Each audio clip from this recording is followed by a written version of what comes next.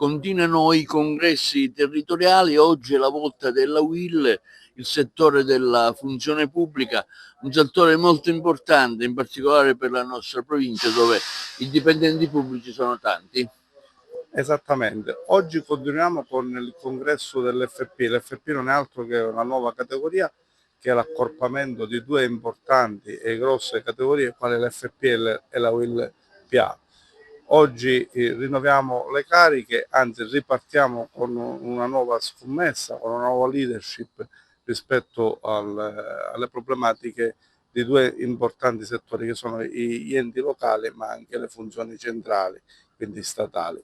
Da qua uscirà un nuovo gruppo dirigente che rappresenterà questi lavoratori.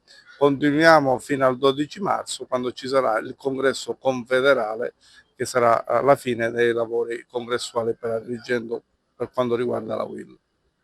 Come si sta strutturando il congresso in vista del prossimo rinnovo? Appunto un settore, quello della funzione pubblica, molto importante.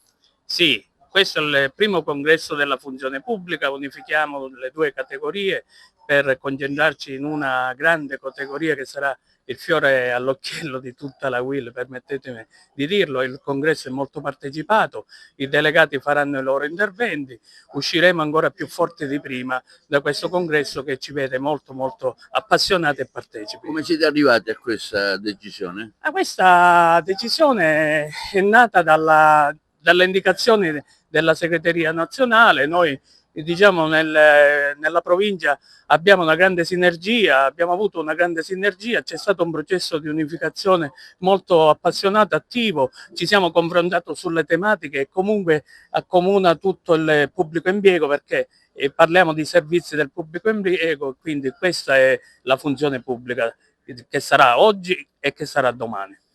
È un progetto che parte a livello nazionale, che era nelle cose. Nel novembre del 2015 le due federazioni hanno fatto i consigli unificati, hanno dato vita a questo nuovo progetto e chiaramente la funzione pubblica che avrà maggiore forza sul territorio, ha maggiore rappresentatività e come dice sotto l'aspetto sindacale una migliore agibilità.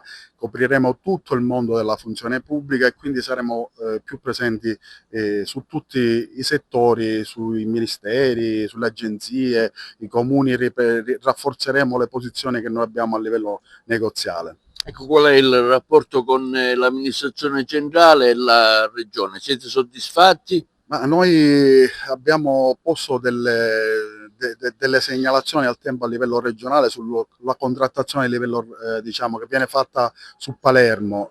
Devo dire che in primo ambito abbiamo chiesto un miglioramento economico e l'abbiamo ottenuto per quanto riguarda il contratto collettivo regionale che è stato sottoscritto. Abbiamo alcune perplessità per quanto riguarda le progressioni verticali, le procedure e il miglioramento anche sotto l'aspetto economico e finanziario che saranno oggetto di futura negoziazione. Ad Agrigento è importante questo comparto, no? Ritengo che sia fondamentale perché purtroppo Agrigento ha una situazione diciamo da questo punto di vista impiegatizia che copre buona parte del territorio e che sostenta anche questo territorio economicamente e che nelle condizioni di turnover oggi, perché purtroppo il personale ha un'età media che va intorno ai 55-60 anni, va sicuramente rinnovato. Un esempio sulla situazione legata al comune di Agrigento, vigili urbani che sono molto anziani, ci vogliono giovani, ci vogliono ventenni che stanno sul territorio, che almeno possono stare 20 anni e dare un servizio alla collettività su Agrigento, ma ciò vale per Agrigento e vale per tutti i comuni che fanno parte di questo territorio. L'altra questione è quella legata all'azienda sanitaria. Devo dire che si è fatto tanto, si sono fatte tante procedure di stabilizzazione, bisogna riconoscere un'attività a questo direttore generale, possiamo fare ancora tanto altro, noi abbiamo dei programmi di sviluppo